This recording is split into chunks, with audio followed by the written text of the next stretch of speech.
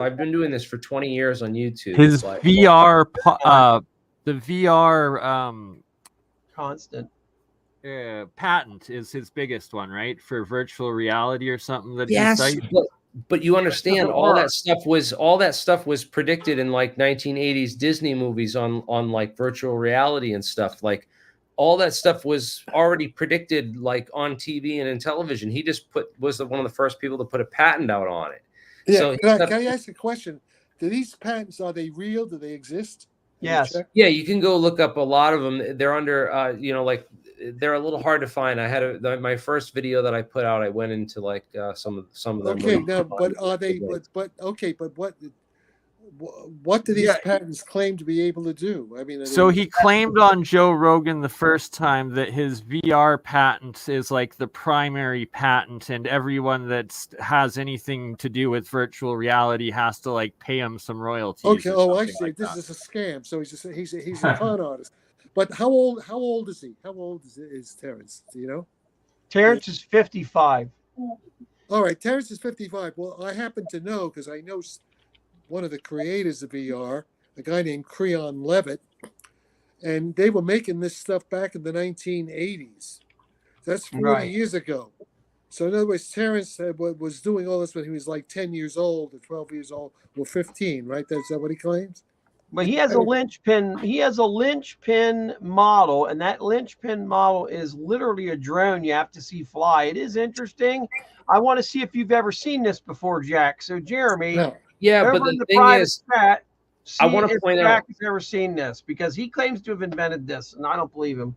Okay, what is it? Well, the linchpin was like the linchpin moment, I thought, for Eric Weinstein hanging Terrence Howard and his theories. But he claims he liked it because he pointed out that there was like this tolerances in the dodecahedron that he creates because it's these pieces that link together with it's the counter space of the circles in the circle of or the seed of life design. It's 5.00083126. Okay, wait a minute. Do you realize how crazy this sounds to me? Right, it is crazy. Right. No, but it's totally stupid. I mean, there is a theory of high energy physics, a mathematical theory of the whatever it's called, the amplitude genre, some kind of very complicated, but it hasn't led to anything. It's really not important for anything, as far as I can tell. It's just some pretty mathematics.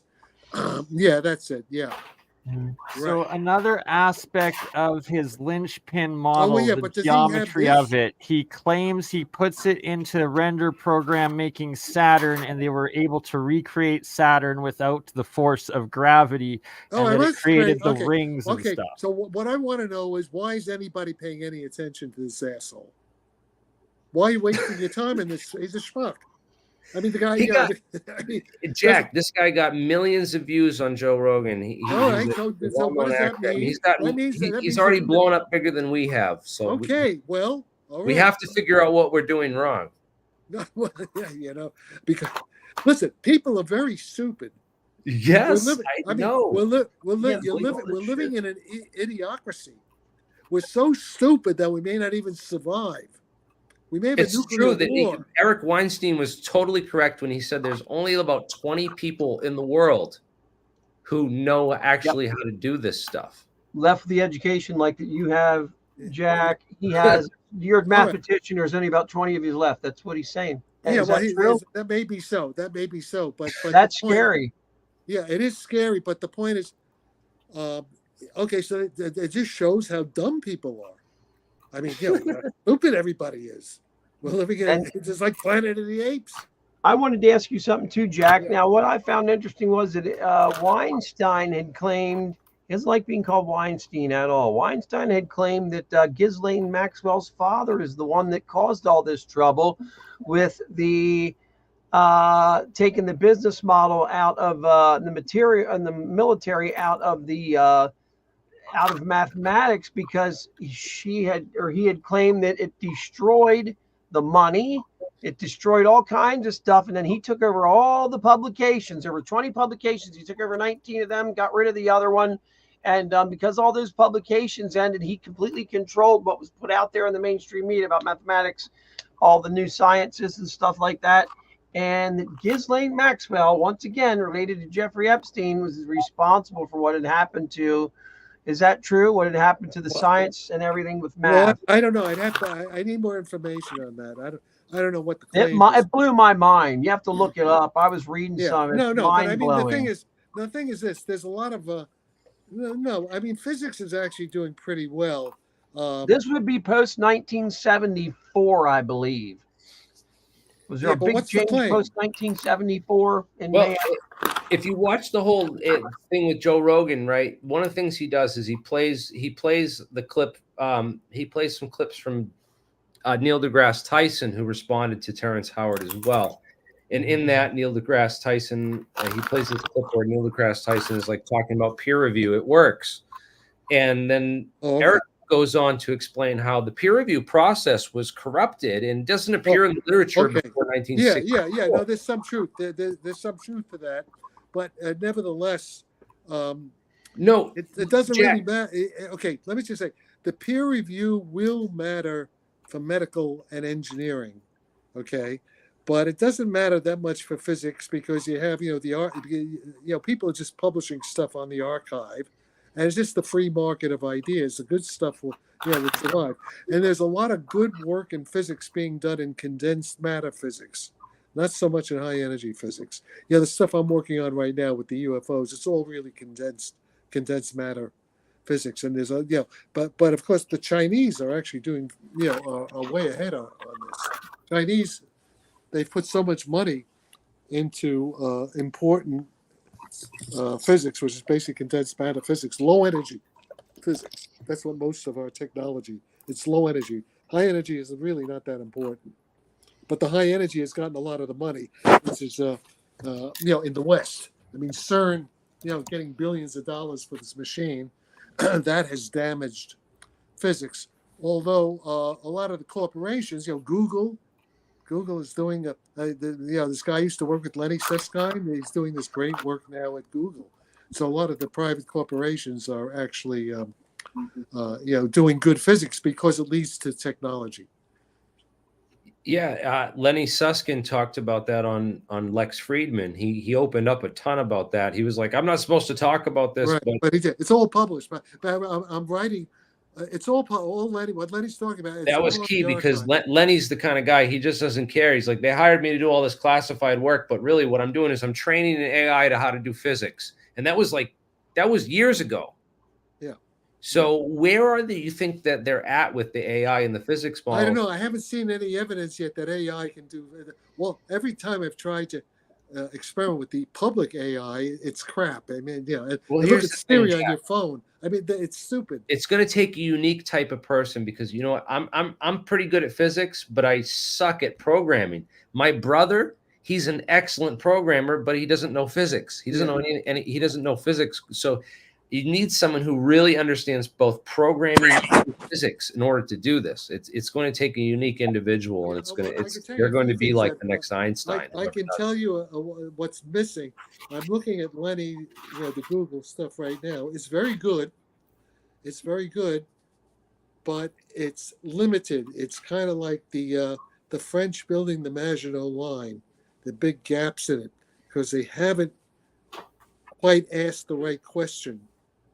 Because they're dealing with mainly with thermal equilibrium, and they're restricting themselves to what I call unitary operators, and the real stuff, the really powerful stuff, conscious artificial intelligence, involves a step beyond where they are. It involves what's called unitary mathematics, non-unitary operators. And I could go into why that is, but this is probably not the. So what they're doing is good, but they haven't. I mean, I can use what they're doing and extend it in a fairly direct way, and get to conscious artificial intelligence. Conscious. You see what I'm saying? AGI, right? We're conscious. General intelligence. The military can't have that because the military's What's the difference AI between what and you're talking about and artificial general intelligence? Right? AGI. I'm talking about conscious AI. The way you're conscious. Jeremy's a conscious being. But I thought our brain, like they proved that with. Well, that's what I'm saying. Yeah, well, that's what I'm saying. So you have. What happens though with conscious AI when it integrates with these AI programs the military is using to target and select humans and operate weapons? Well, that's going to get Skynet, or what happens? Yeah, that's going to. But let me explain something. The UFOs, they're all conscious artificial intelligences. The machines are not just machines. The machines are conscious artificial intelligences. And I know this for a fact. I have classified. I'm now speaking from classified. No biologics on board? What? No biologics on board? No, wait. Did you not listening? I didn't say they were biological. Do they involve I mean on board, any crew? I want to, Dan, can I just ask a question, please? Yeah. Do they involve quasi-crystals or metamaterials? Of course. Both. That's what we are. What they are. And listen, if you look at us under nano, we're simply nanotech machines. We are machines. So all we're doing is that we could just, everything that we are, we just imitate on that. I mean, the microtubules, all that stuff with hammer off. We just do that. Okay, we take the Apple now has the M3 chip. The chip, it works at the 3 nanometer scale. Well, we're working, us human beings are nano machines at maybe the 10 nanometer scale. 3. So what all we could do, we can modify the M3 chip and make it into a conscious brain, basically, by imitating what we are, just imitating ourselves, but doing it in solid state. We could do it with organic molecules too, but everything. I mean, basically synthetic biology. But we can make the human brain is absolutely incredible with the amount of knowledge it can actually store in such a small amount. How is that compared? How is the biological and neurological memory system, and how does that compare to what you could create with one of these supercomputers? Like, is it 100? Is it 10 to the 2? Is it 10 to the 3? How many? I don't know, but that's not. You're not. That's still that. I mean that what you're saying is true, but you're still not asking the right question. You understand? Right, but because also that's just. It's not a question of quantity. It's not a question of how many bits you can make. Yeah, I mean DNA. You're absolutely right. DNA can store a lot more qubits than maybe a current thing. But that's not the issue. The issue is what makes it conscious. What's the difference between conscious and unconscious? Okay? What's interesting is they had a study that I read years ago about. They gave a different isotope of lithium to mice. Like how they give lithium salts to certain patients. Yeah. For manic depression. And if you give a different isotope of the lithium, it affects things a little bit differently. That shouldn't have any effect on the brain unless there's quantum spin fluctuations. Yeah, of course. Yeah, no, that's all true. Okay. Yeah. But if you look at this, I keep quoting this paper. This guy Paavo Pilkin wrote a review paper about a year ago, and in that paper he describes my solution to the conscious AI problem. It's called Section 7. He does a very good job without doing mathematics. And until you guys read that, you won't really understand what I'm trying to tell you. Pilkin, Pilken. Yeah, I'm not, almost every email I send out, I give the link. You know what? I'm on all your email lists, and I've seen tons of stuff, but I haven't heard.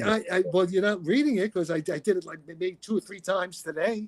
Who's the guy that took the young mouse and hooked it onto the older mouse, and the older mouse reversed its age by 50%? What about that? Yeah, but that's true. But what does that have to do with what I'm talking about? I was wondering if that's one of the guys you're talking about, Paavo Pilkin, or one of those. No, I don't think so. It's a really interesting read. I remember reading. All right, now listen, I'm sure that's. But let's try to keep on track here. Let's okay. Keep on topic. Okay.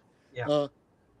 Papa, Section 7. The brain is a quantum measuring device. Pilkin is hard to say. Probably not spelling his name right because it's Finnish. It's an alien language. I sent a bunch of stuff out today. The brain as a quantum measuring device. That's wild. Section 7 it came up. Okay, is the brain analogous to this is philarchive.org. Now I've only been now listen, Jeremy. Oh wow, it's Pavo. Yeah. Pielkanen. Yeah. Well, that's Finnish. The Hungarians and the Finnish, they're extraterrestrials. Here it is. This is how to spell it. That's the spelling there. Yeah. So in any case, that you have to understand that paper, and then you'll maybe understand what I'm trying to tell you guys. Oh wow, that is spelled differently. All right.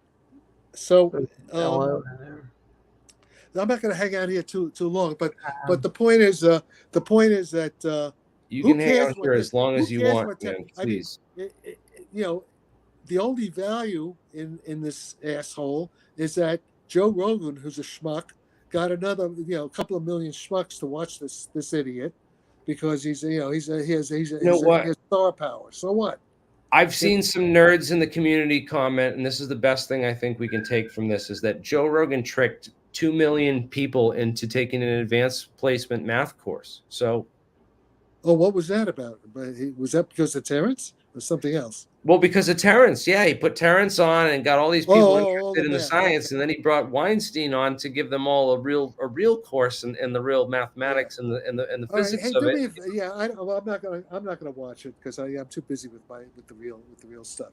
Yeah, but all I can tell you is this. What I can tell you is this: that what's really important is that we solved the UFO problem. The UFO problem is solved. It's as a physics problem. And also, certain parts of the military came to me because they were trying to solve the problem and they couldn't. And they now believe that they're accepting my general understanding of what these UFOs are. And I was shown, evidence like David Grush was shown. But even is good, if not better, than what David Grush talks about.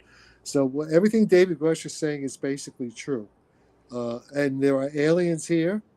I know quite a bit about it. I cannot give the details because, the guys who told me this, they're afraid of getting whacked. They're afraid of getting, everything went. Well, the only good thing Elizondo was saying when he said Elizondo fears for his life, there may be something to that. So, you know what, Jack? I watch The Simpsons a lot, and the more and more I think about it, it just feels like there's these guys watching over everything. Krang and what are their names? You know what I mean? Kodos, Krang and Kodos. It just Kang and Kodos. What I can tell you is this. Spielberg, they predicted everything else. So Spielberg, a lot of people in Hollywood, in the 70s, basically, were read into the program. So actually, a lot of the stuff that was in Spielberg, these movies, is actually pretty close to reality. Dude, you are Doc Brown, and someone pointed out as soon as you came on. And people are saying that, and they're like, Doc Brown is in the room. Oh yeah, absolutely. And also, I'd love to see you and Eric Weinstein talk, man. Well, I would. Listen. Eric's afraid to debate me. I would love to see that, Jack. And you know what? Well, the thing is this, you see, could we set it up? Do you think somehow? I mean, I'm trying. I've been trying. You know what? And Jack, mixed mental arts. We have to make it a thing, right? Because I understand your time debating. Guys, Jack is a world-class physicist. He's right up there with Eric Weinstein, so I do not want to waste his time. I want to ask Jack one more thing before he leaves this podcast. And that's, Jack, what did you think about the last APEC? Did you watch David Chester's presentation? I didn't watch it, but I've worked with David, and David knows, he knows a lot of stuff.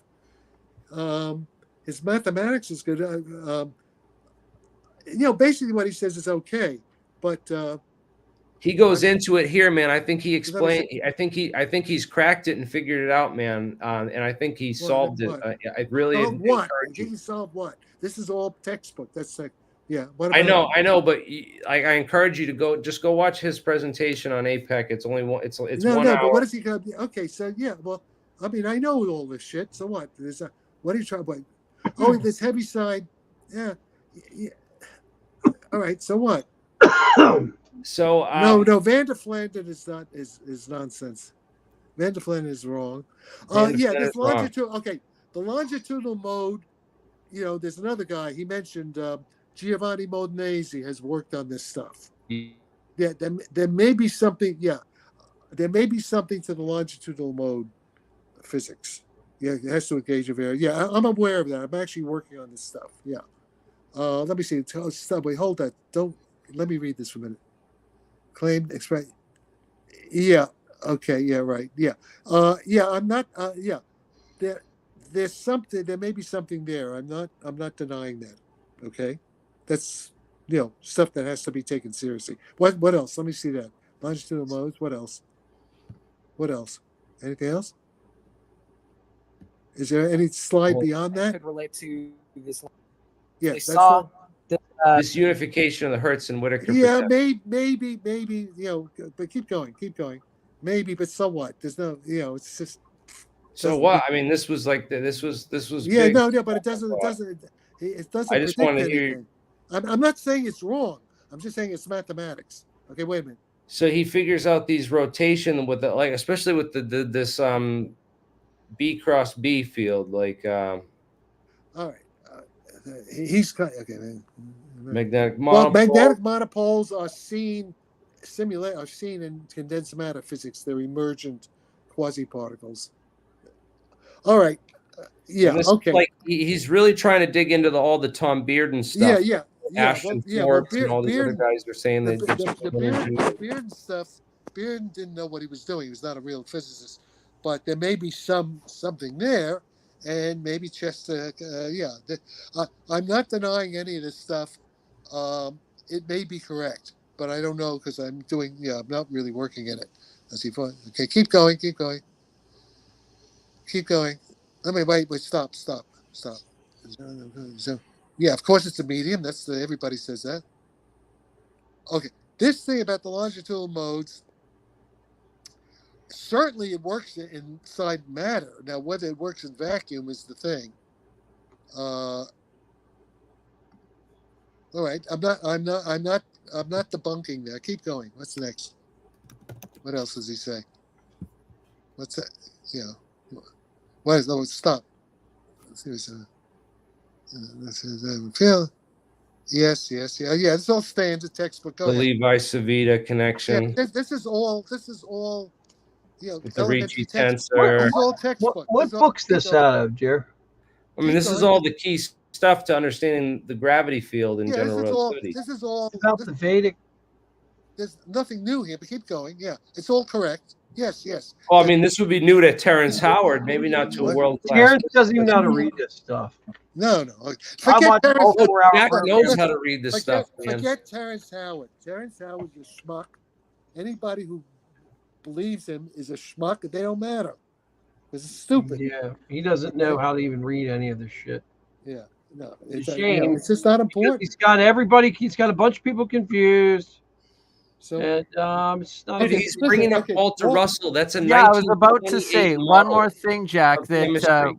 Terrence Howard brings up is Walter Russell's periodic tables and how they're in the octave geometry. Do you think anything of that? You know what? I don't give a shit. I don't care about it. It's not important.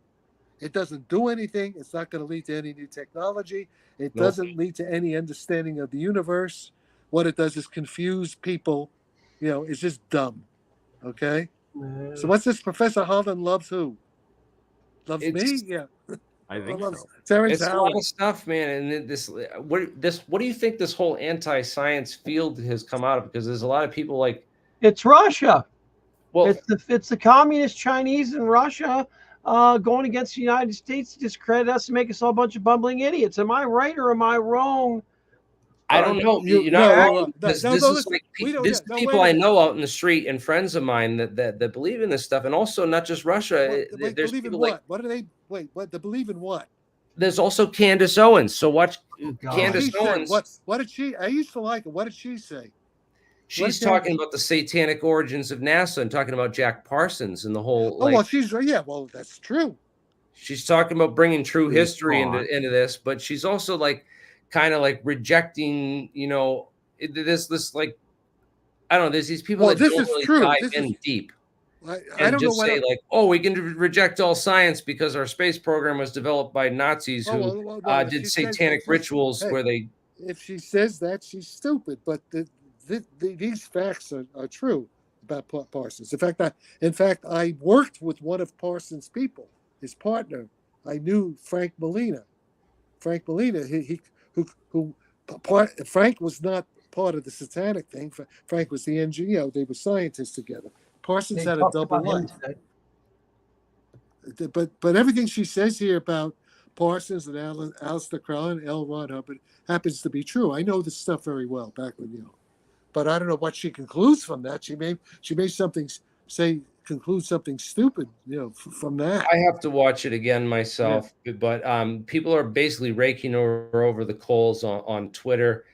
Taking a couple clips out of this, and I was just saying, I reached out to her. It doesn't matter what she says. She's not a scientist. She's not going to change anything. Right. Well, I said that. I said you should talk to more science educators and scientists and people in this community to really, and I would. Yeah. I offered to get her hooked up with more people because. Do you know her? Do you speak to her?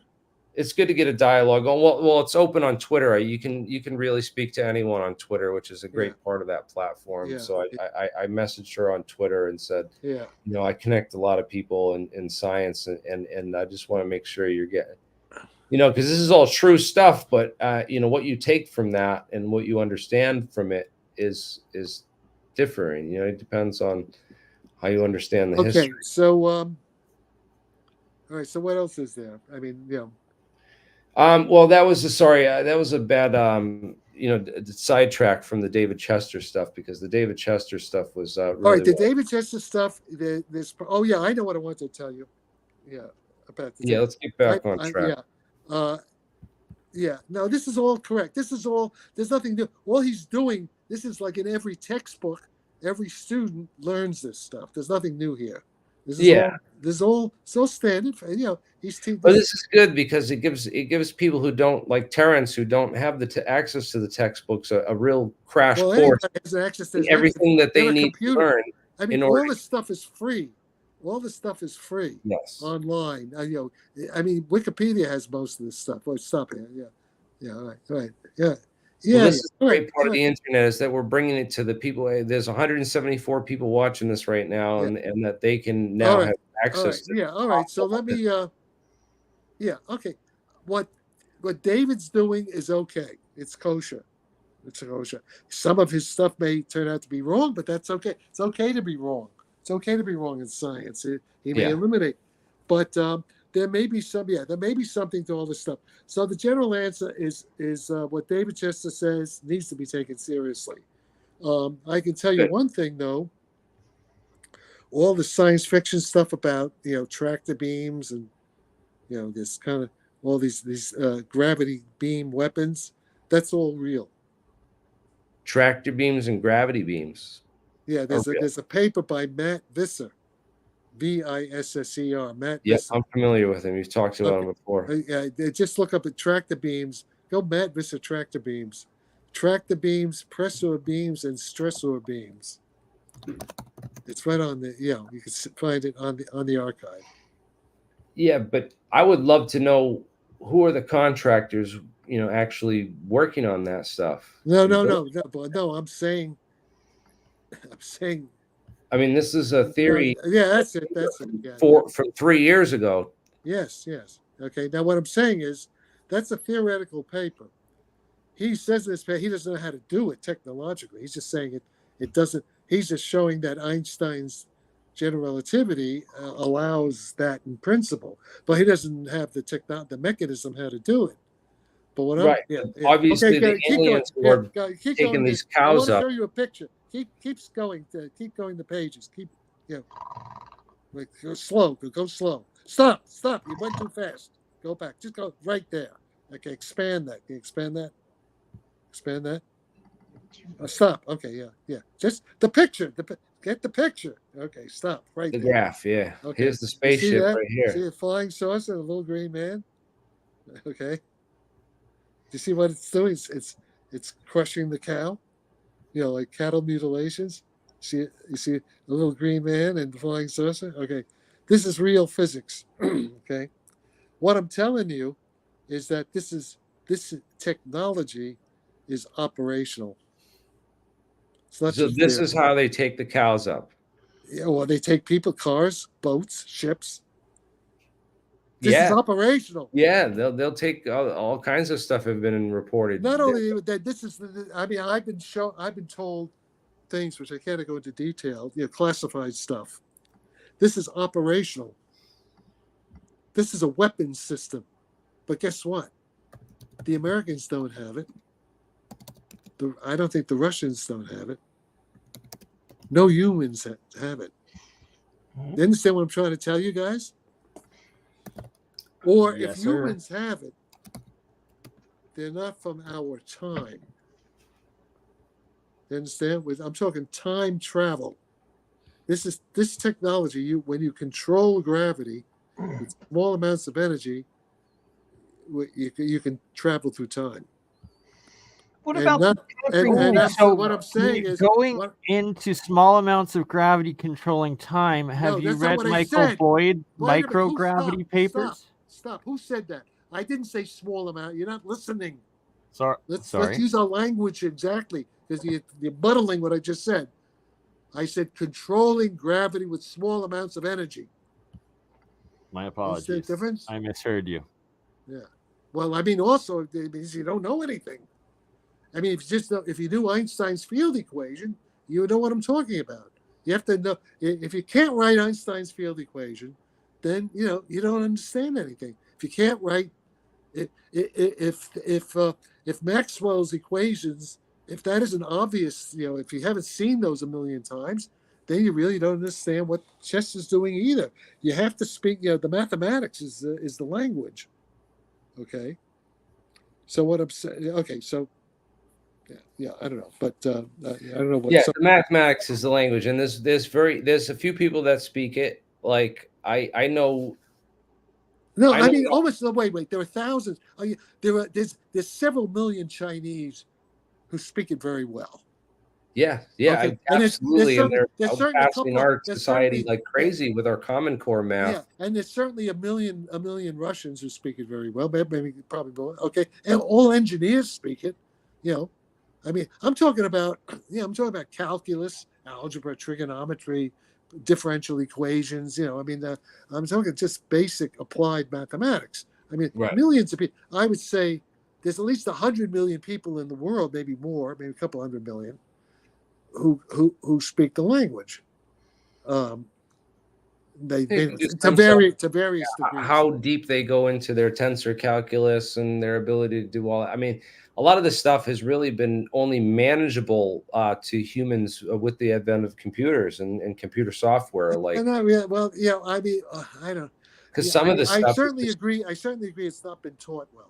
A lot of people do it. But the point is, what I'm trying to say is that the Americans, and now it's even most of Western Europe, you've been all dumbed down. We've been dumbed down by design. Yeah, that's true. Okay. All right. And but also, and that's why now America is going down. Do you realize that we are at the end of American power? Let me ask you something, Jack, when it comes to that. I want to get your, because you've been around for a while and you understand war and stuff a little better than most of us here, or all of us. I watched a pretty important combat veteran the other day, Special Forces guy, talk on a very popular show, and he said something that scared the shit out of me, but I believe it to be true. What's that? He said right now, if we went to war with China, he said, we are so screwed from the restrictions, the ROEs, the rules of engagement. He said that China would absolutely destroy us. He said because of the fact that they don't have any restrictions at all. They can just go kill you. Like, we have to wait till someone's shooting at us before we can fire back.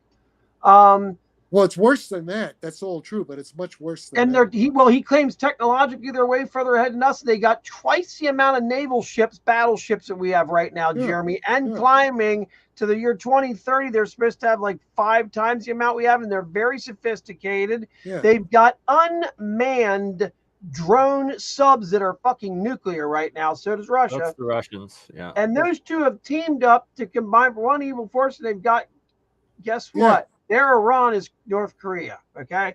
So what's going on?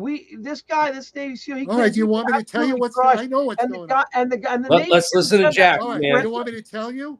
Let's listen to Jack. I understand what you're saying, and it's true. It's much even worse than you think. It's much worse than that guy even told you. What he says is all true, but it's worse even than he probably knows.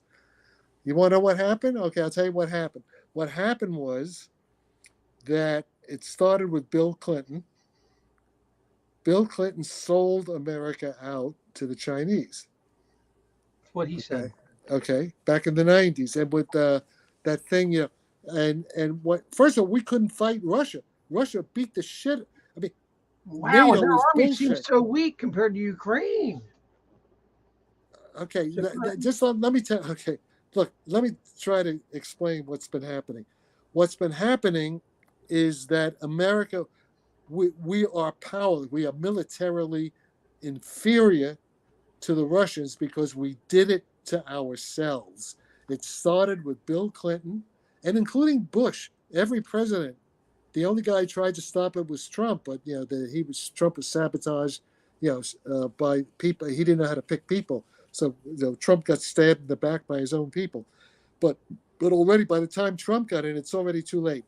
What has happened is Clinton destroyed America's manufacturing industries, basically shipped it to Russia. But worse than that, he destroyed the working force who knew how to make weapons, from World War II. When Clinton started moving factories to Mexico and to China, all that, and he destroyed the knowledge base, the apprentice system, from young men, in the factories. Like for right now, if we want to try to make steel for certain kinds of steel for artillery shells and for tank armor, stuff like that, a lot of that know-how has been lost. We don't know how to do it. Are you talking about NAFTA? What? Yeah, NAFTA. North American Free Trade. All that stuff destroyed America. And that's why you have the fentanyl problem. That actually started under Clinton, but started at the end of the Bush Senior era. NAFTA, North American Free Trade Agreement. Yeah. Well, it's not the Bush. Yeah, I'm not the Bushes. Yeah, maybe started with George Bush. I'm not, but it's certainly Clinton put the nail in the coffin. Right. So the situation now, and also worse than that is the Pentagon. The Pentagon, the 4 stars. The admirals and the generals at the top levels of Pentagon, for the last 30 years, they're all corrupt. A lot of them should be court-martialed, the ones who are still alive. They should be brought up on charges of corruption and treason. Because what's happened, and this is what's been proved in Ukraine right now, the American weapons are crap. Right. America doesn't even have hypersonics, and the Russians are giving the Houthis hypersonics for F's sakes. But let me explain why now, so you understand the big picture. The big picture is that our military-industrial complex, Lockheed, all the big Raytheon, Grumman, whatever, the big companies, United Technologies, BlackRock, they're all a bunch of crooks. They're in it for money. They're greedy and they're stupid. Not only are they crooks, but they're stupid in the sense that they destroyed.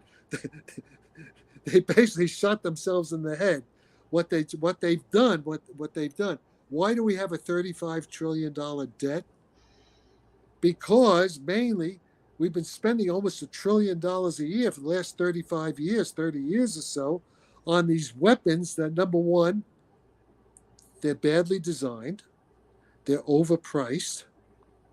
They don't work, and we can't. And they're so expensive that we can't make enough of them. And why they're so expensive? Because it's corruption. It's corruption. We're spending $800 billion a year on DOD, and Putin spends maybe $80 billion a year, and Putin's produced 5 to 6 times what we can produce of artillery, of all the tanks, all the drones, airplanes. We can't the missiles, and Putin's stuff works better than America's stuff. That's the one good thing that's been proved on the Ukrainian battlefield. It's like the Spanish Civil War when the Nazis, the fascists were testing their weapons against the republic there, the communists there. So we proved. I mean, like our missiles, the attack missiles, the Russians have figured out how to jam them. Yeah, the ATACMS now that don't even work because they're jamming them. The J bombs, all of it. So the point is this.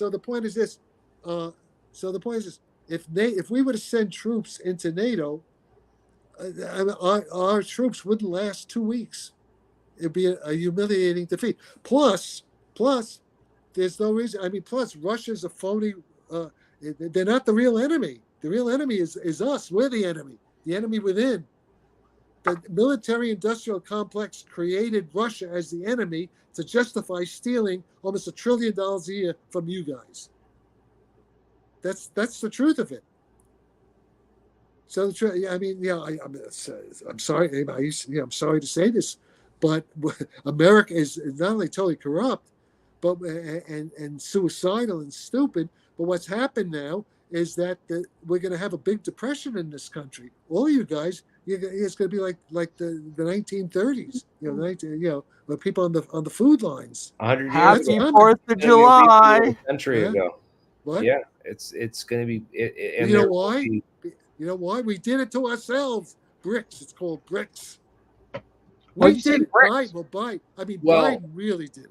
The media did it to a lot of people too, because they sold us out. I mean, it sold Eric out on every explains how in the 1960s that Ghislaine Maxwell's father, Robert Maxwell, actually started this whole press company that bought out all the journals and started this thing where all the universities had to subscribe to all of his journals in order to have a complete library in their collection. And then it corrupted this whole, and then peer review didn't even appear in the literature before Robert Maxwell came out and did this. Yeah, he got rid of peer reviewed physics. That's not true. That's what Eric Weinstein. I want to hear your take on this, because Eric laid this all out, and it was like I was like blown away at this. It's like a conspiracy. No. Peer review existed in the 1930s and 1920s. Peer review existed. I think what Eric was saying that maybe the peer review system broke down. Maybe is what he was saying, right? He said this is what I'm going to explain about the peer review system and how it broke down. Okay, Eric explained that Maxwell created these groups. He stacked them with fresh PhDs, fresh out of college, that would be the peer review panels for all these papers. So that basically it was a pay to play. A lot of these pay-to-play journals popped up. That's all true. And a lot of these journals that were, the billionaires were quick to think about what happened with the climate change. The oil lobbyists were like quick to try to debunk any idea that CO2 emissions from gasoline were causing, catastrophic, irreversible damage to our global climate and atmosphere, right? As some scientists were starting to conclude. So they pay, so that created a whole big, Okay. So, I want to, let's stay on topic though. That's a whole nother subject. Yeah. Look, I agree with you. Look, we're fucked on almost every level. Yes. Okay. I mean, it doesn't matter too much to me because I'm 85, but you young guys, you're in trouble. Big trouble coming. Big trouble, and it's going to happen very fast unless Trump gets in and maybe can save the situation. But it may be too late even for that to happen. Well, the Biden debate was catastrophic. What? How do we prevent World War III? Because they're really pushing That's the problem. We can't do shit. All you can do is go to church, light a candle, pray, whatever. Hopefully. Oh, okay. Your only chance of surviving is hopefully some of these ETs, they've neutralized the nuclear weapons. Maybe they neutralized some of them. Rendlesham and all that stuff. How do we make energy free again? No, that's never going to happen. That's not going to happen. That's bullshit. It's not going to happen. I know. That's That's crazy. what I love. The Tesla idea. But we had base. I mean, under Trump, gasoline was pretty cheap. I remember when I was a kid, when I was your age, gasoline was 30 cents a gallon. But of course, but at least under when Trump, it was like $2 or $3. Now it's gasoline is $6 a gallon in San Francisco. I don't drive that much. It's not nearly that much. PA. What? Around where I live at, it's like $2.39. How much is it? Yeah. Pennsylvania, about $2.39. That's great. Where were you in Pennsylvania? Pennsylvania, between above Baltimore, central Pennsylvania, borderline Baltimore, Maryland. So okay, for some reason, in California we're paying. California, my sister lives out there. It's always like $4 more a gallon. We never could understand. No, it's more. It's close to $6. In San Francisco, it's $6 a gallon. Wow, well, you're in the Bay. It's $3.30 up here in Worcester. Is it $3.30 where you're at, Jeremy? Okay. Yeah. What about Rhode Island? Because I remember you and I. $3.50. Okay, wow. Yeah, and Biden just let another million barrels out of the reserves. I guess the strategic reserves are at all-time lows or something. I thought he got rid of all the reserves this past year. That was the big job. Barely any left, I believe. All right. Well, whatever. But the point is, the dollar is going to crash pretty soon. The euro is going to crash, and if you don't have solar and an e-bike and rechargeables and stuff, like, if you weren't prepared for this, you weren't ready, and you weren't getting ready. All my money and all my effort is gone into. Just listen for a minute. Just listen. We've let in sleeper cells of terrorists.Ess, they opened up the borders wide open. Yeah. You know how many crossed? It's fucking insane. By design. There'll probably be. I predict that. I hope to be wrong. I hope to be proved wrong. I predict there's going to be a super 9/11 before the November election. Jack, you know how I feel about 9/11. A super 9/11? Don't say that. Oh my God! You said you predict. If they don't think by that. Listen, Jack. What do you mean? It's obvious. Is it obvious? You think Christopher Wray, the head of the FBI, has said it. We let in Iranians. We've let in Chinese. We've let in all kinds of Arabs through the Mexican border.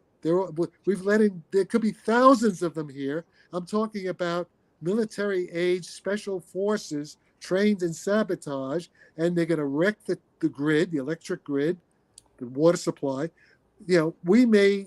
They could burn down all the courthouses, ripped open all the jails, let out all the criminals, and they do exactly what happened in Haiti.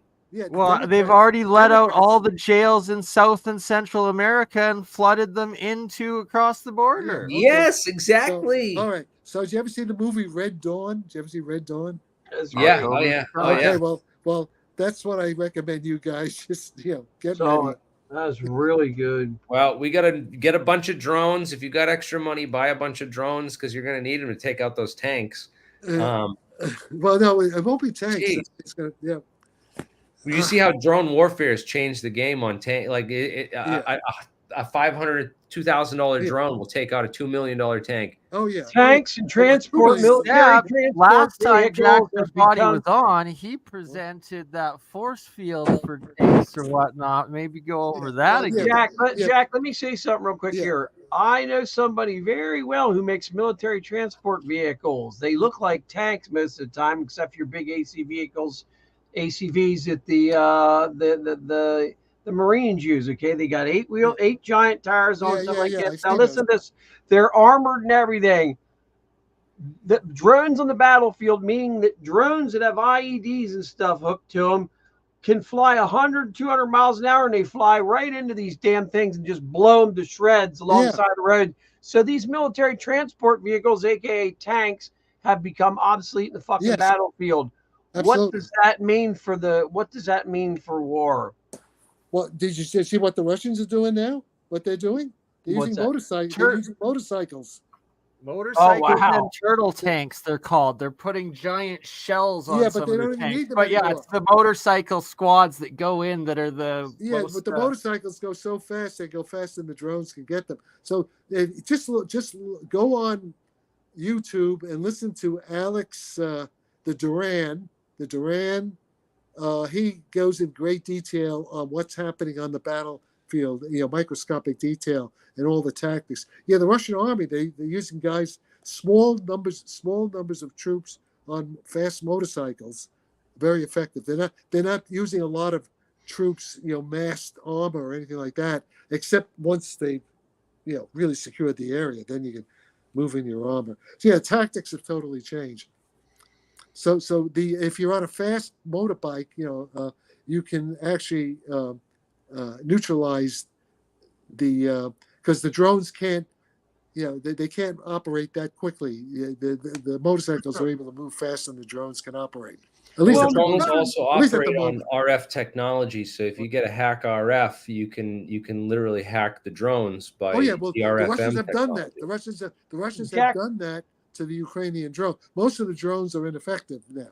From what they weren't at the beginning, now they can't be picked out of the sky through any known type of let's say what do they normally? What's the type of radar? What's the type of radar they would normally use to pick a little plastic drone up that you get at Radio Shack that's this big around, man? Yeah, there is nothing. It's got the radar cross signature of a bird. Yeah. So what? No, but I think there's. I'm not an expert on this, but I think it's not just radar. There's some kind of jamming. They're able to jam the guidance. Yeah, they've got jamming guns now. That they've got. The Russians are literally the leaders of electric warfare technology. Yeah. Well, they have to be because they're being killed and bombarded by these things from guys that have been working out in their garage. And it's impressive what they've come up with, man. I'm just holy shit. I know the Israelis helped them out a little bit, but not that much. They've learned everything. Well, the Israelis don't help. No, the Israelis help the Ukrainians. They're not helping the Russians. Yeah. No, that's what I said. The Israelis. That's what I said. They're helping the Ukrainians. Is what I meant. I hope I didn't come out wrong with that. Yeah. All right. So there we are. Things don't look good, guys. Do you think? I wouldn't waste. Happy 4th of July. Yeah, I wouldn't waste time on Terrence Howard. I would say stock up on your food. Stock up on your ammo. Be ready for what's coming. Friends, and get an organization together, get a backup plan, because if things go south, I mean, these sheep aren't going to help you. The 1960s studies showed that if everyone else says that a triangle is a square, most 9 out of 10 people are going to go along with the crowd. And it's just like 1984. I mean, like Jake Tapper or somebody, whoever's saying that Biden is sharp as a tack. You believe that? I mean, right?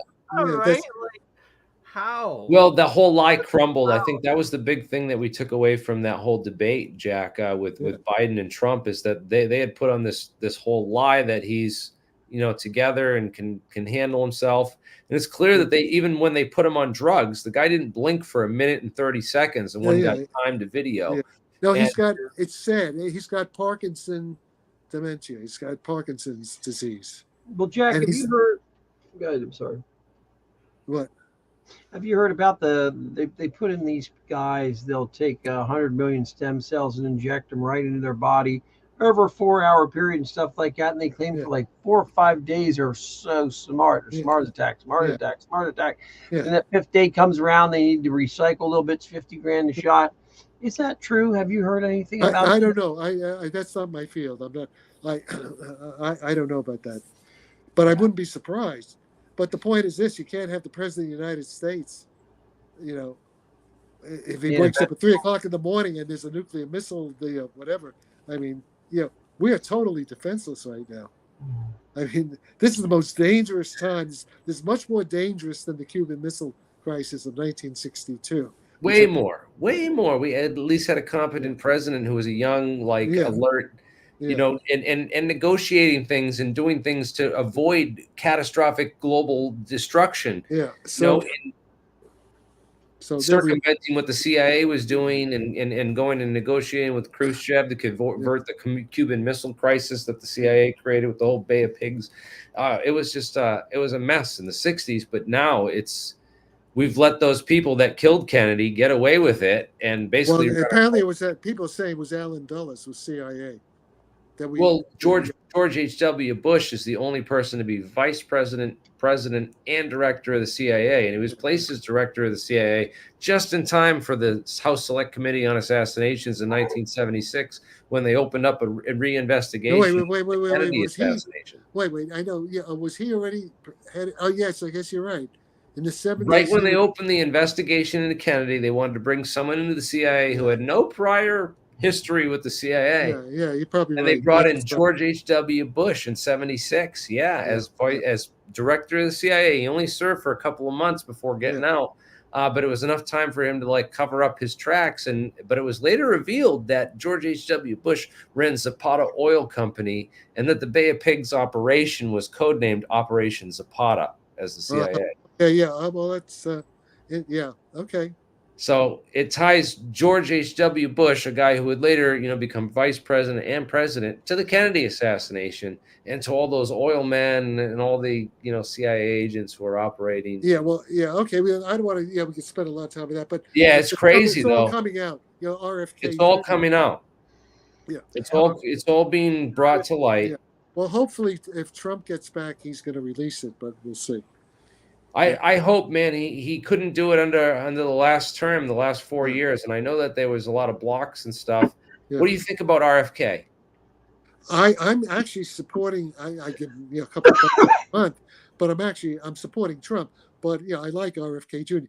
What would be really great is if when Trump gets in, he offers some kind of important cabinet position to RFK. That would help, bring a lot of Democrats. See, he's starting to take a lot of RFK's talking points, particularly. They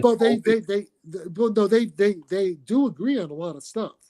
There is an overlap, and I'm just hoping. I think RFK would be the person to lead as Attorney General to investigate all this stuff. He's a lawyer. There's a corrupt Attorney General right now. What do you think about the Attorney General that's in there now? They should be. I can't say what I think. Exactly. I'm afraid the cops will come and get me. All right. He should be in jail. He should be locked up. Most of them should. Worst of the worst criminal. Oh yeah. Well, so should Tony Blinken. A lot of these people. Yes, absolutely. Most of Biden's people should be in jail. But the thing is, there's also Jonathan Turley looks pretty good. This professor of law. But RFK Jr. seems more interested in COVID things. The big pharma. I guess he could be Attorney General. You're right. It's a possibility. So I hope. I think Trump will see. If Trump were to do that, he would right away get the most intelligent Democrats in his camp. Right. So there was rumors that Trump did offer RFK as running mate, and that RFK turned him down and said, "You have to be mine," or something like that. So, that could be. But that could be. But you know what? Well, the thing is this: the Democrats. Well, let's see what'll happen. So I think if Trump gets in, there will be some kind of deal made where RFK. I think RFK Jr. will be part of the Trump administration. If Trump makes it, they don't kill him. So. They're going to try to kill Trump. I have been saying that since before he got elected the first time. I'm they're going to try to kill him on the second time, and I just didn't see the COVID thing. Tucker Carlson, saying interesting prediction. No, we're not living in a free country. We're living in a banana republic. I mean, it's as bad. The CIA is technically not allowed to operate domestically, but there's so many agents when you look into their career history that they leave the CIA and retire and then go back to work for the CIA. And during the time that they were missing, 1968, RFK got assassinated. George Joannides, for example, there's all these weird, coincidences. No, it's well. And I really hope that RFK gets to the bottom of it, man. Is there anything else? Because I'm getting tired of it. No, this is great. I love you. We covered politics. You covered, I really encourage you, go watch David Chester's presentation on APEC from the other No, night. I've worked. I sort of know what he's doing, and I generally support it. Yeah. At least watch the last third of the Terrence Howard and Eric Weinstein I'm not gonna, interview, I'm just not for gonna the waste, entertainment value. I'm not going to waste. I'm too I busy know. doing real things. I'm not going to waste my time. I'm not going to waste. Well, my Can that's we quickly show you like the 3-minute clip of just what his All right. linchpin model thing is and All like right, yeah. what All a right. Saturn All right, go thing ahead. is? Yeah, go ahead and play that if you have Do it. you mind queued, pulling it up? Bernie. Can you pull it up? You had it last time, Jeremy. It's okay. I do have it. I believe. Is this it? No, I don't have it anymore. I had it. All right, but it doesn't timestamped. matter. It's all bullshit. It's just bullshit. But we can get into it after. Jack, I understand if you're tired, you want to go to bed, man. Thank you so much. You've honored us with your presence. Joe Biden can only work from 10 a.m. to 4 p.m., right? And he's 81. I'm going to be 85, motherfuckers. So yeah, I understand. But you're the anomaly, right? It's like people are going to get a false hope in Joe Biden by seeing Jack Serfati. I don't know. Yeah, no. But I understand. I mean, I can only really work. Yeah, I can't do it. Well, actually, I can't. But I can't do serious science for more than 4 or 5 hours a day. Okay. Yeah. Yeah. No, but that's just being an old fart, an old. But you look at the presidents, everyone who's served a presidential term during those 4 years, they've gone from being, they all go gray. Every single president, every single person, except for Trump, neurological and physiological damage. Except for Donald Trump. Except for Donald Trump. That's true. Yeah, he hasn't gone gray. Yeah. Well, that's a good point. I didn't notice that, Jack. But it's crazy how the neurological and psychological damage that much pressure puts on you. So you know what it is? It's quite clear. Trump is unusual. He thrives on adversity. Every time. Okay. Yeah. It just makes him stronger. There's that Greek god. All right, listen. I got crazy go. How guys. even with the voters, like nothing the left can throw at them will dissuade the whole. Well, because it's so obvious what the left is doing. So obviously that's all. Yeah. All right. Well. Okay. For years, it's crazy. I thank you for joining. Thank you. Thank you so much, Jack. Guys, listen, I'm gonna work on getting you that debate with Eric Weinstein. It's gonna happen. Well, okay. Now think about Eric. Eric and I agree on a lot of things. We agree pretty much on politics. He's pretty right. Yeah, on politics we agree. And I don't think we disagree too much. We don't disagree on basic physics. We don't disagree on that because but the only thing I think we disagree on. I disagree with. He has this model of elementary particles. I think it's overblown. I could be wrong. He hasn't predicted anything of any value. Okay, there's no contact with experiment there. If he shows me there is, then I'll support what he's saying.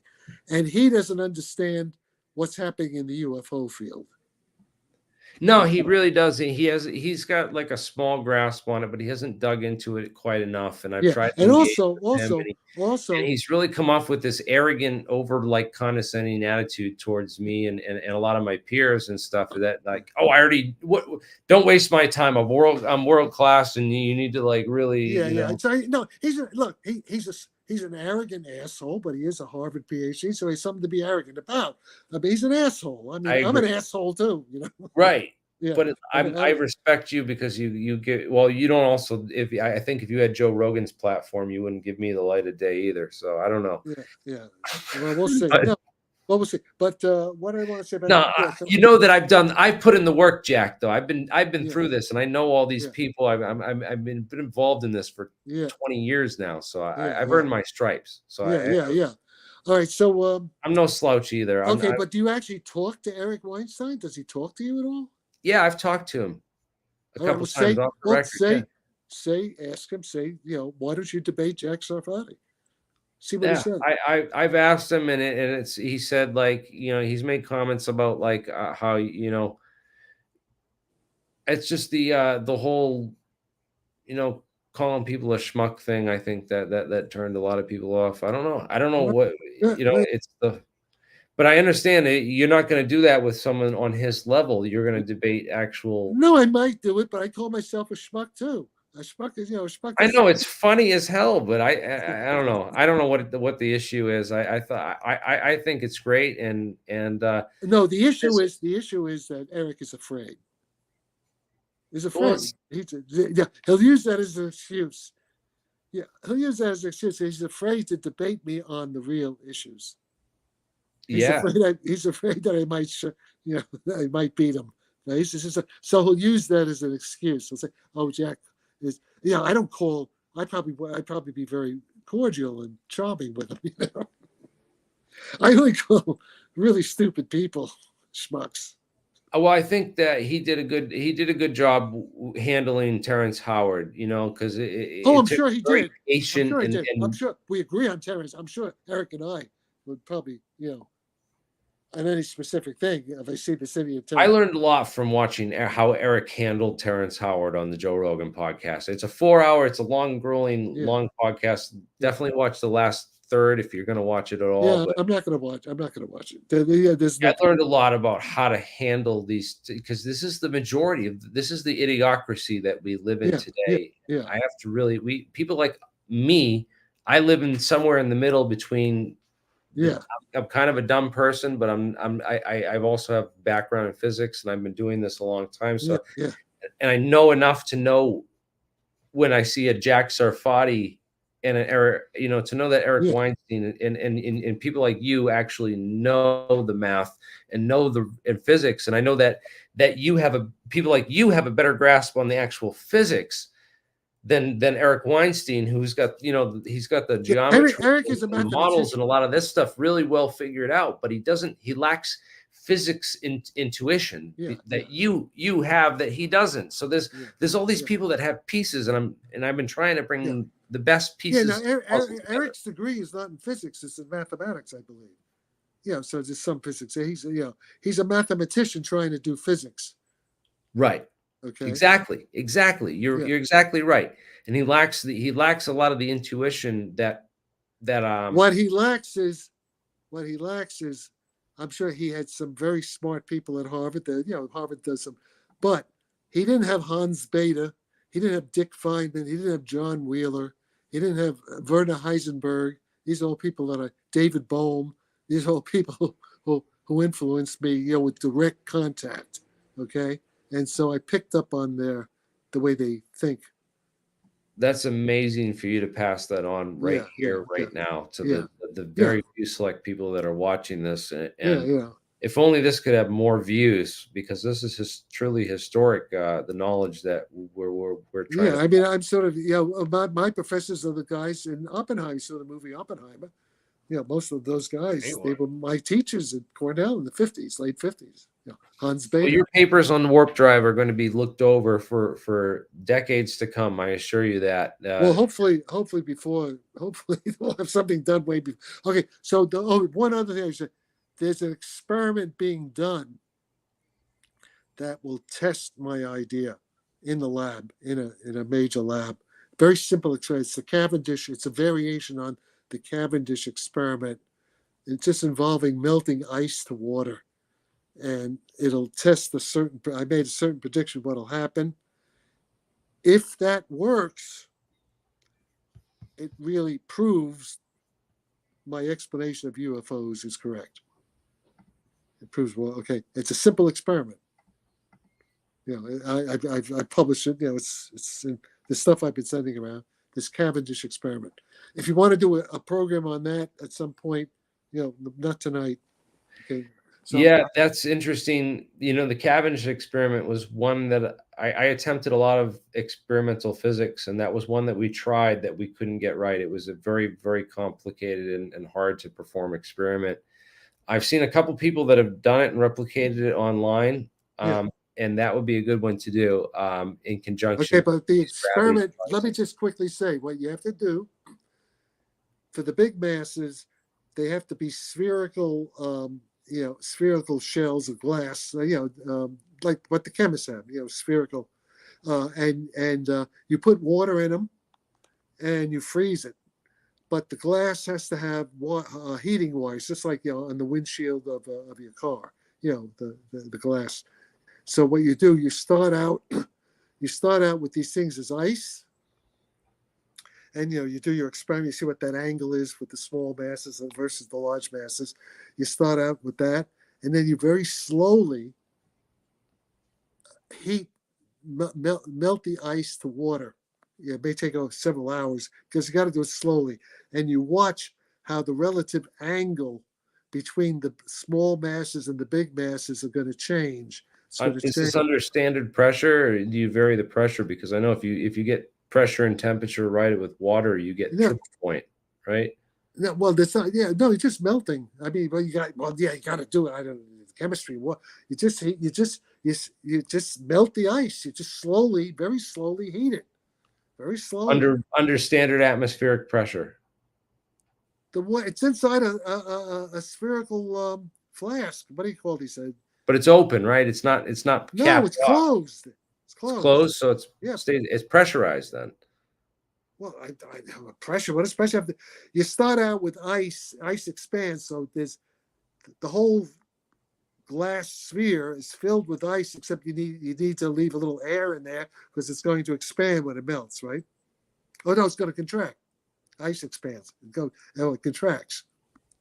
Right? I'm tired now. It's late at night. When you freeze ice, the ice expands. Is that correct?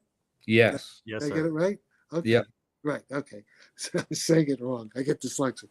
Okay. So you start out with two spheres of ice. You know how the experiment is 2 big balls and 2 little balls, right? And there's a torsion wire. Okay. Yeah. So you Cavendish experiment. Let me bring it up. Yeah. Why don't you just get Wikipedia as a nice picture? Get the Wikipedia picture. Just get there's a nice picture in Wikipedia. Yeah, you should try to do the experiment. Okay. Yeah, this would be a fun one to do. Okay. Oh, no, keep going. Not pretty cheap. Keep going. Stop. Slow. Keep going. No, that's not it. That's not what I'm looking for. Keep going. There, right there. That one. Get that one. That's it. Okay. Right now, just keep that. Okay. You got little m and big M. The gray spheres are big ice. M. Spheres of ice in a glass container, right? A glass container, ice. Okay. And oh, by the way, you continuously weigh. They're being weighed. There's some kind of on a scale. Each one is being weighed continuously, being monitored on an oscilloscope. Okay. Yeah, hanging balance, right? Yeah. Well, you could design the thing so that so you're getting a weight measurement as well. Okay. There's a scale. They're sitting. Yep. They're resting on a scale, on an accelerometer scale. Okay. So you start out with ice. You very slowly melt it. There are little wires in the glass that'll melt the ice. Electrical heating. You very slowly. And what's going to happen? The angle theta is going to change. Theta will change according to a simple equation. From Newton's. The equation is actually in the article. This equation right here. This equation. That equation. But the R depends on theta. They don't give the right. They don't. Yeah. Okay, go up a little more. Go down a little bit. Stop. Well, okay. No, you have to look at my paper. They don't quite express it the way I want it. But just no, it's not there. Just go back to the picture. Which paper of yours should I look up? Almost every I remind me if you don't have. I sent there's a paper that's being published by the Ukrainian Institute of Physics. And a 74-page paper. It's all in there. Just remind me. I'll resend it to you. But just here. But look. So okay. What I'm saying. Get this. Get this picture. The picture. Get back to the picture. With the red balls and the gray balls. Get back to that picture. Just show the picture like you did before. Yeah, that. Okay. So what I'm saying is, as you slowly melt the gray spheres from ice to water, that angle theta is going to shift. So slowly shift. it'll follow it's a cubic polynomial equation. It'll follow a precise trajectory in time, which we know what it is. And what I'm saying is, but the weight will not change. The weight won't change, but that angle is going to change. So what it's showing is that I'm varying, is that we're controlling the what's called the active mass. We're controlling how much gravity the gray mass is exerting on the red masses. We're controlling that by changing the temperature of the ice. And okay, and I'm showing because what's happened. Okay, turns out there's something called the dielectric permittivity, the relative dielectric permittivity of ice. It's a pure number. It's 99, but the relative dielectric permittivity of water is 80. So it's like a 20% difference, and it's a big effect. See, yeah, and that's super measurable. Yeah, right, exactly. So I'm saying, so you should be able to see this, but the effect, the control of gravity, is proportional to this dielectric permittivity factor, is what I'm predicting. Okay, see, that's electromagnetism controlling gravity. Okay, so because what the permittivity is, it's the response of the electric charges inside matter to an applied electric field or electromagnetic field in general. This permeability, there's all kinds of stuff there. So, in any case, I'm saying, and if this experiment works the way I predict, that explains how these UFOs fly. That explains how they neutralize gravity, how they affect the gravitational field. That's the basic proof of concept. And that's this was the first important experiment that confirmed Newton's laws of gravity. 1797, the Cavendish Laboratory at Cambridge University is based on this experiment. So right, this is what calculated G in Newton's gravity equation. Yeah, right. So the point is this: in this experiment, it's huge. In this experiment, G is fixed. See, all you're varying is this angle theta. This is the This is what NIST uses to calculate G for. Yeah. So the point is this: this is a very clear, definite experiment, and actually, as far as I know, it's actually being designed. It's actually being done by a major university, which but they don't want me to say until they publish the result. Okay, but meantime, other people could check it out if you try to, I mean, you want to do it. This is the experiment. This experiment is Nobel Prize. Not only that, this experiment, if it works, I could be wrong. Yes, if you show that melting ice in M, you fill that with, all I have to do is fill that with M. I set up my LabVIEW software to measure the weight of each one with a separate torsion balance on each one. No. There's no here. No. Well, you don't need a torsion balance to measure the weight, but all you need to do is melt it, and then you have something that monitors the temperature and a video of the whole thing, and we can do that all with live. You have to do it. You put it all on a oscilloscope. You have these things are sitting on some kind of accelerometer, and hooked up to an oscilloscope. I mean, you're tracking it. You see, you'll see it on this right. You'll see on a digital readout, whatever. You'll see. I say the weight shouldn't change. See, weight is passive mass. There are three masses in physics. There's the passive mass, which is the weight times the acceleration of gravity. There's the active mass generating gravity, and there's the inertial mass, Newton's F equals ma. According to the equivalence principle, the passive mass and the inertial mass are equal. That's the equivalent. It's Galileo, all that shit. But the active mass is a totally different thing. See? Interesting. So this would be an easy experiment for a laboratory to reproduce. Well, I wouldn't say no experiment is easy, but it's certainly doable. It's doable, right? You could collect the data on this, and what'd you do? Measure the relaxation time of M of little m towards M with it melted versus it frozen. Yeah, and then that's it. You can see a big effect. If my theory is right, if my basic crucial experiment. And this, if it works, this could be done in every college, experimental physics lab as a course, as part of you go into a lab, you do experiment. It's like they do the Millikan oil drop experiment. They could do the Cavendish Sarfati Right. Well, according to theory, as long as you have it shouldn't change in mass. But what would happen is if you had it changes what's called the active mass. It doesn't change the inertial mass.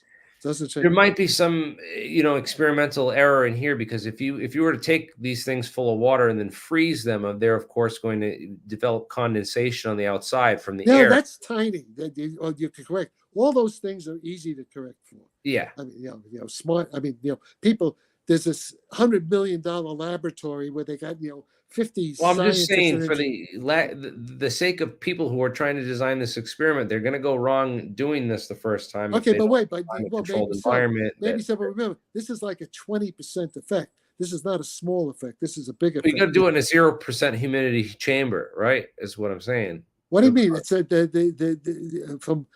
to fill the goddamn thing with water. Oh, actually, when you put it, you can't fill it totally. If you want to eliminate the condensation effect and all these other little condensation, it's factors. So what? Condensation. What percentage of the mass is condensation? Small.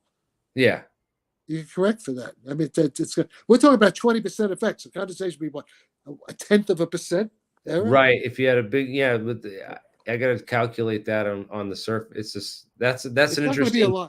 That's an interesting undergraduate physics problem for you. Calculate the how mass changes. That'll be small corrections, but this is going to be the signal to noise ratio in this experiment should be pretty big. Right. All these things you're worried about, probably not even noticeable. I don't know. Who knows? Yeah.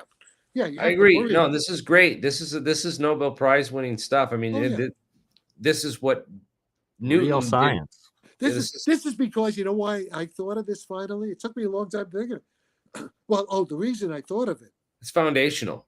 Yeah. You know why? How I thought? Because I'm working with this guy Ray Chow, famous experimental, full professor from Berkeley, and he has a bunch of students who are PhDs now. They're all teaching. In any case, one of his students, Nathan Innan, just sent me a table of dielectric permittivities. I didn't know this. This was only a couple of months ago. And I looked, I saw, ice to water. My God, 20%. It goes from, in terms of my S field, it goes from 1,000. Ice has like this S field is 1,000, and it goes down to 640 or something, 780. 20% difference almost. Okay. So what about sublimation? What about sublimation then? If it goes from ice into the gas, what sort of energy? No, there's no what gas you're talking. It's no gas. This is in a glass container. Where's it going to gas? What are you talking? What gas? It only water will only it's ice to liquid. It's no gas. Okay. I'm not heating it up. I'm not boiling it. I'm just slowly melting from ice to water at room temperature. Yeah, where is it? So where's the? This is the phase diagram that's important for everyone to understand. Yeah, that's vapor. Okay, so where's the? I just want to connect this to people who are like water. This is water. This is for water. So this is solid phase. This is ice, right? This is vapor. Where is the ice? This is gaseous phase. Wait, where's the ice? Where's the solid? Oh, there. On the left. Okay, yeah. So we're just high pressure, low temperature. Okay, right. So we're just going from somewhere here, ice, somewhere, just below zero. If you take ice and you lower the pressure enough, it becomes a gaseous phase and it sublimates. No, that's what I'm trying to bring out. Yeah. There's no this gas. red curve represents the sublimation line. So where the hell are we? So where is this on this diagram? So we're at, I mean, we're ice. There's ice in the thing, right? And I don't know what TP is and PTP. So this is the we're triple not down point. Here. We're somewhere here, right? So the triple point. No, we're nowhere near. This up. This is just well-known engineering, chemistry. Yeah, but we're nowhere near the triple point. Where are we? Where are you in your experiment? What are you talking about? If I just take an ice cube and put it on the table, there's no triple point there. Right. You're about room temperature. This is I'm it. talking about you start out with ice at what is it, at 32 degrees Fahrenheit, and you set it and you melt it to just where it melts. It doesn't even have to go to room temperature. Where does it melt? When does ice go to water totally? At what temperature? 0 degrees Celsius, which is this right. scale. This scale Celsius. So 0 degrees Celsius would be 32 degrees Fahrenheit. That's the same. And that's the freezing point. That's where it freezes. It also melts at that point too, I believe. It also. But if you lower the pressure, there's this phase you're not going to be the pressure. You're not going to be changing the pressure. You have ice inside a container. Then it's at this pressure right here. So this is pressure on the left side. So ice at regular atmospheric pressure is this red line right here. Okay, right there. Yeah. So there we go. Yeah, right there. No, you're just going from like a little. You're just going a little bit, a little bit from the gray. You're just going to a little bit in the green. It's just it's very perfect.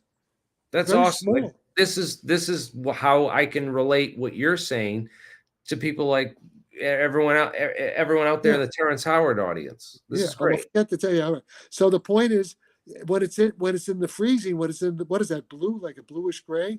The blue is ice. All right. Yeah. So the green is green's water and So the blue point, the thing is like at almost 100, a number 100, and when it gets to right over the boundary to the green, it's down to 80.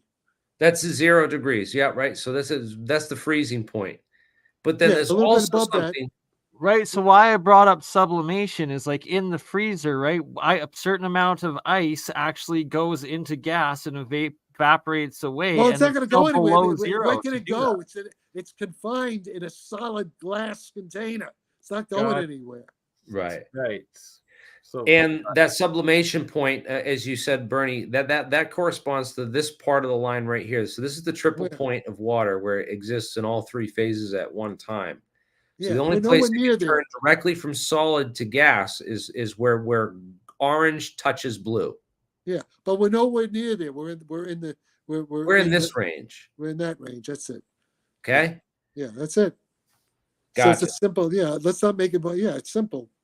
Yeah, I just want to show the diagram and bring it down. That's good. That's good. Yeah. So just in this very tiny range. Oh my God, this guy just keeps buying memberships for people. Huge support. We're getting a lot of audience support tonight for doing the stream and you being on, Jack, in particular. Yeah, so How many people are watching this? There's 200, over 200. Yeah. All right.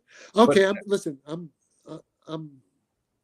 phasing out here. So that's it. Yeah. So this experiment. This experiment will explain UFOs, warp drive, and it actually will explain time travel too.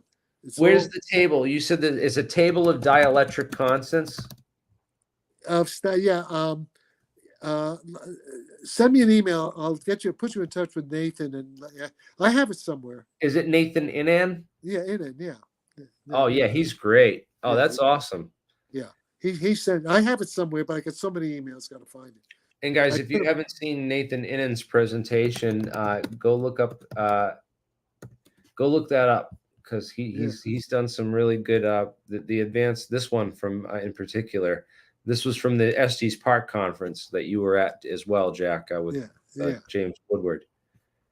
So go check that out. Nathan Innan's great. Please send me that, Jack. Thank you so much. All right, just send me an email tomorrow, okay? All right. I will. Okay. Awesome. Bless you, sir. Sarfati's the best. All right, sure. Okay, I'm getting off. How do I get off here? I'm going to kick you off right now. Bye. Bye. Happy there you go. July. Just close the window, Jack. That's great, man. That's so rad that he joined. I sent him the email like last minute, so I wasn't sure. I know he's out in California, so I was figured he might be up. So that's why I just stepped aside, man, because he's so smart. Anything you say, you can come off like a complete idiot. Well, yeah, that's what I'm saying. You guys I'm trying to I was falling asleep between, all right, how do I ask Jack this question and get this information out to people and really show this and because people don't lack that context, they don't know what he's talking about with that stuff, and even the engineering stuff is great. So yeah, this is great. Bringing all this intellect together and getting the smart people out there and into the world, because there's nobody doing this. There's, it's like all locked up in these secret programs where like, oh, the government's got this all figured out and under control. And it's like, do they really? Do they know what's going on? Like, because this guy, like a lot of people that I talk to seem to know a lot more about what these UFOs are and what is really going on than Sean Kirkpatrick and the official people reporting from official government offices on this stuff. So, and then also the scientists too. So we have, for example, the I won't get into that. What but Jack said about Candice Owens' claim there, like that, yeah, there is some like Luciferian and Nazi origins and whatnot, and just like, wow, right? Well, that's all real. That's all real stuff, and he can attest to that because like a lot of those programs are the ones that recruited people like Jack Sarfati to investigate UFOs back in the 70s, which he was involved in, and he's personally involved in a lot of this stuff. You have to like realize that, you know what I mean? The guy's personally lived through a lot of this shit, which is crazy to have him on the show. So, but yeah, the Candice Owens thing, I have to watch this. I haven't watched all of this, but I encourage people to go check this out because, I really like Candice on a lot of different issues and stuff. And I really hope that the whole science debate doesn't get lost here in what's really, because there's so much to science that we can't just throw it all out together. We have to like have some respect for academia and the people that have spent lifetimes investigating this stuff and what it takes to be at that elite level. And for people to understand, I think there's a lot of separation in the understanding, because I talked to a lot of people, and I'll tell you what, that whole not everyone has the same interpretation or takeaway from that Eric Weinstein Terrence Howard debate that I did, especially a lot of the Terrence Howard fans, the people that are really into. No, is he the one that got this thing really off and going? I didn't know that. Because Eric was really respectful, I thought, for the first 3 hours. He let Terrence do a lot of the talking, let him get his points across. Then he started swearing and really didn't try to be preachy or interrupting, or like, but there were so many points where I knew he wanted to interrupt, and I felt like, listening to this. You would have did this, Jeremy. Right. Where I would have just been like, dude, no, or you're using this term. Do you know what that term means? Right. So one of the terms that Terrence kept using is supersymmetry. Right. And then Eric called him on it and said, do you know what supersymmetry is? Right. And Terrence had the opportunity to respond correctly, where he could have said, yeah, CPT, charge, parity, and time. And that's all he needed to say to show to Eric that he understood that at the academic level that Eric does, and show that he's on the same level. But based on Terrence's, response to that question, I knew that, Terrence doesn't know what supersymmetry really means. What he's saying, he's using a word and using a term which has a specific meaning in all of physics. And yeah, so that was a key part to me. And then the other key part was when, he took the linchpin theory and he showed that, so he said like something about the 109-degree angle, and your things are only 108.5, so they have a good tolerance, so they're able to work in engineering tolerances, but they're not you're missing like a point, that 0.5%, not 0.5%, that 0.5, which is a lot. So is an incomplete model if you're using this as a theory of everything and a model of supersymmetry and unifying physics and all this stuff. So yeah, there's just a lot that Terrence thinks that he can get this stuff off on news reporters and other people that don't really know their stuff, but it's not going to pass at a high level academic level. And I think that's what Eric was trying to show him and demonstrate for him. But I don't know that everybody took that away from all of it. You know what I mean? I just yeah. Because there's a lot of people that then the whole our electric universe thing, because Eric was like, is this electric universe theory? And Terrence said no, right? So it's not electric universe stuff. This is something different. And so it's good. I don't know. A lot of people say, like, I like to think that maybe, well, Joe Rogan did, he basically like snuck in an advanced. I have yet to watch it, so I am definitely going to have to do that before I can properly comment. The best part is, I'm telling you, the last third. Let's watch a couple pieces of it. Shall we play it? Because I just absolutely, for sure. This part was my absolute favorite in particular. Let me just find the whole podcast and play it. Where's the whole thing? It's got to be in the history. So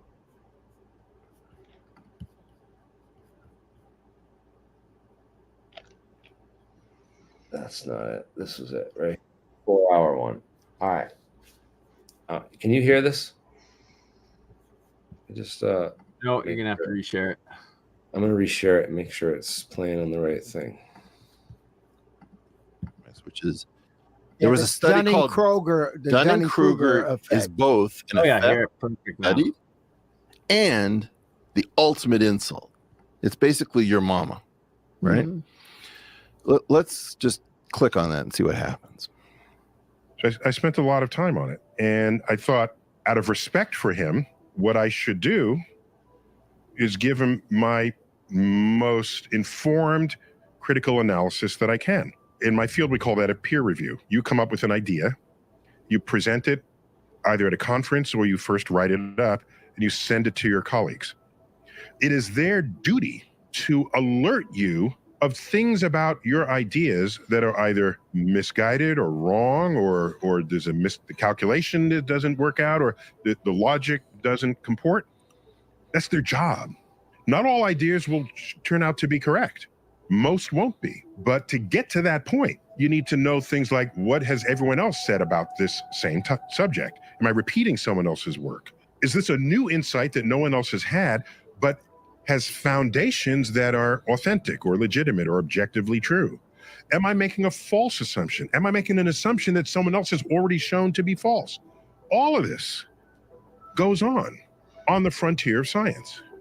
Let me make it clear that I'm delighted when I see people with active minds trying to tackle the great unknowns in the universe. It's a beautiful thing that people want to participate on this frontier. What can happen is, if you're a fan of a subject, let's say, a hobbyist, let's call it, it's possible to know enough about that subject to think you're right, but not enough about that subject to know that you're wrong. And so there's this sort of valley in there, a valley of false confidence. This has been studied by others, and it's called the Dunning-Kruger effect. It's the phenomenon where a little bit of knowledge, you over-assess how much of that subject you actually know. And then when you learn even more, you realize, no, I didn't know as much as I thought I did. So then there's a sort of a lull there. And then when you learn even more, you come back up. Ultimately, learning enough to know whether you were right or wrong. To become an expert means you spend all this time. It doesn't happen overnight. You can't just sit in an armchair and say, I'm now an expert. It requires years and years of study, especially looking through journals where new ideas are published and contested. That's what we have learned is the most effective means of establishing that which is objectively true, or determining that which is objectively false. Both of those work hand in hand to move the needle on our understanding of the universe. I'm going to read you just my opening line here. It's titled 1 × 1 = 2. Okay. So I lead off. So that was now if we go below that, what do we have? Is that let's try that.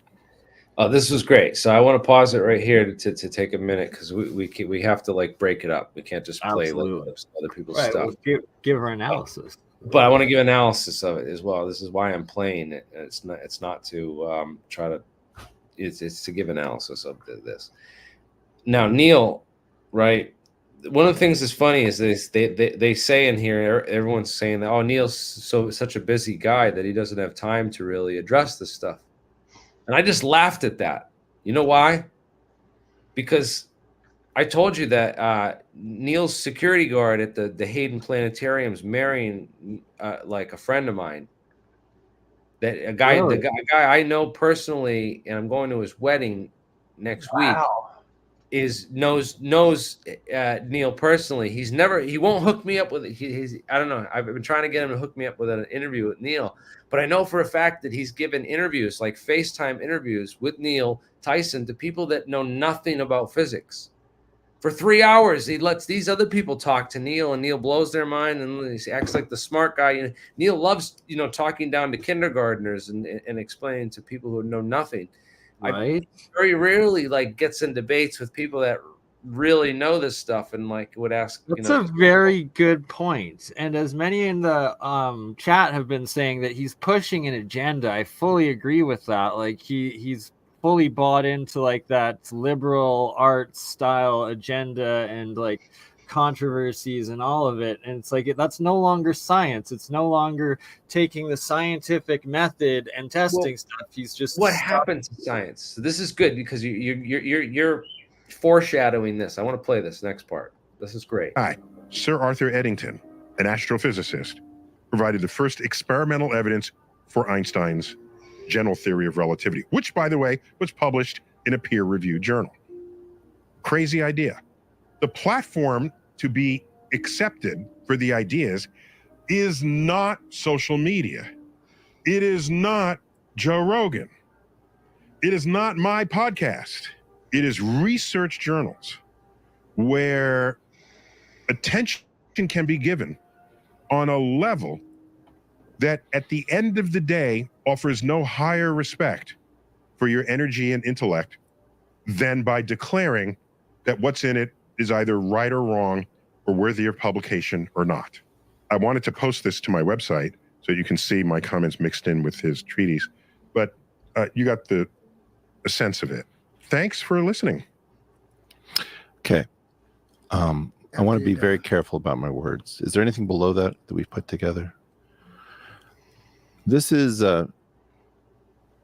let's go above.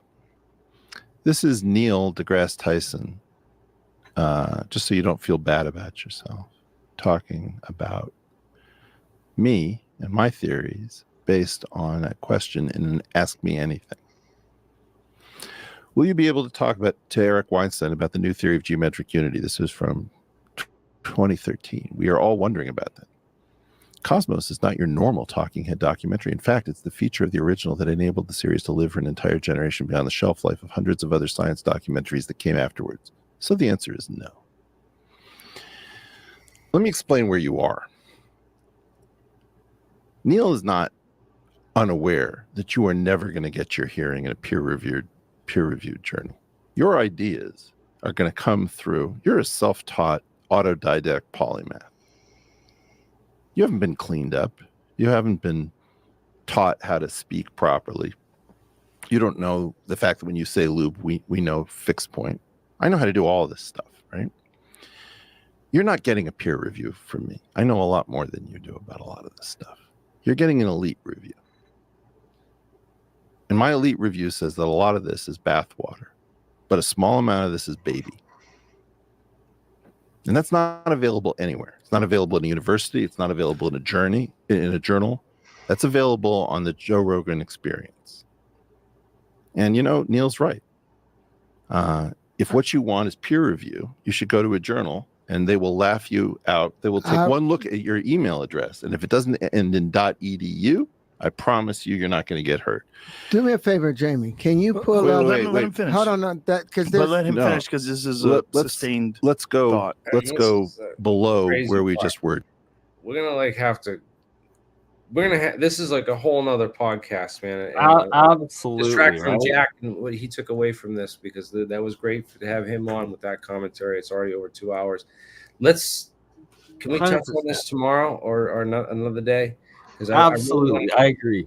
you haven't seen this yet, Bernie, at all. Yeah, so let's people in make the a audience full haven't seen episode this, of it. please. 100%. Let's everyone go watch this again. And I fell asleep during the last. It was 4 hours long, so I've fallen asleep now during the last part. I'm gonna watch it again. Let's come back to this right here. 100%.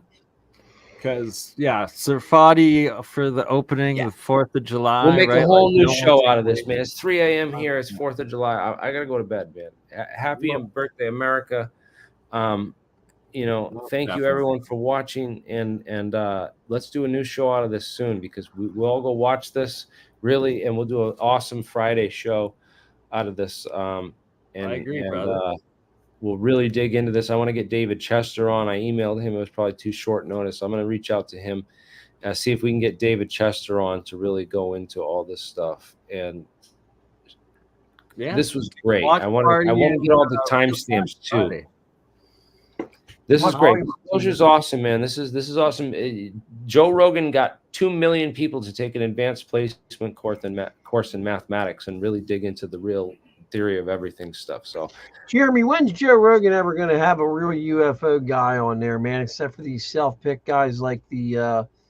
Why does he keep having that comedian on with Jeremy Corbell? He keeps talking about him all the time. Because he's so large that if he doesn't, they will take him out, right? Like I don't even want to go on that show, man. They would take me out. They would take me out, man. We're on to too much real shit. We need to stay low key for now. We need to stay with our own network and this some serious people on there to get anywhere. Well, I don't want to go on Joe Rogan. I don't want to go on big podcasts. We're doing what we need to do where we need to do it right now. And the people that are here are the only people that matter. So thank you all for being here, and have a great night. Awesome. Bless you all. Happy 4th of July. Thank you for having me, my friend. And let's do this again Friday for sure. Yes, absolutely. I got to go to bed.